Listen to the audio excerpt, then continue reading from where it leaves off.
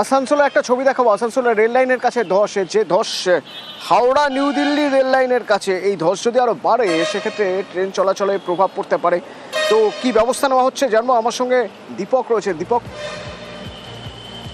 ঘটনাস্থলে ইসিএল এর আধিকারিকরা ঘটনাস্থল পরিদর্শনে এসছে এবং ইসিএল এর আধিকারিকরা জানাচ্ছেন ব্রিটিশ আমলের কয়লা খনি ব্রিটিশ আমলেই বন্ধ করে দেওয়া হয়েছে, সেই খনিতেই ধস নেমেছে এবং পাশে রেল লাইন রয়েছে। বর্তমানে এই মুহূর্তে রেল লাইনের কোনো ক্ষতি না হলেও কিন্তু যেভাবে সময় বাড়ছে সময়ের সাথে সাথে ধস বেড়েই চলেছে ক্রমশ।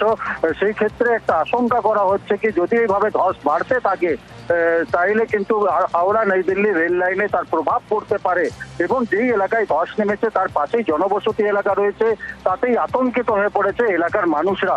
ইতিমধ্যে ঘটনাস্থলে রেলের আধিকারিকরাও পরিদর্শন করেছে এবং জানিয়েছে যে এই মুহূর্তে রেল বিপদসীমার বাইরে রয়েছে, কিন্তু যেভাবে ধস ক্রমশ বেড়ে যাচ্ছে তাতেই কিন্তু ভয় আশঙ্কা তারা উড়িয়ে দিতে পারছে না। ধন্যবাদ। নিমচা থেকে কালীপাহাড়ি পর্যন্ত মাত্র 7 জায়গায় শুধু কানেকশন করা আছে, বাকি ভার্জিন আছে, চালানো নেই রেলের নিচে আর কি।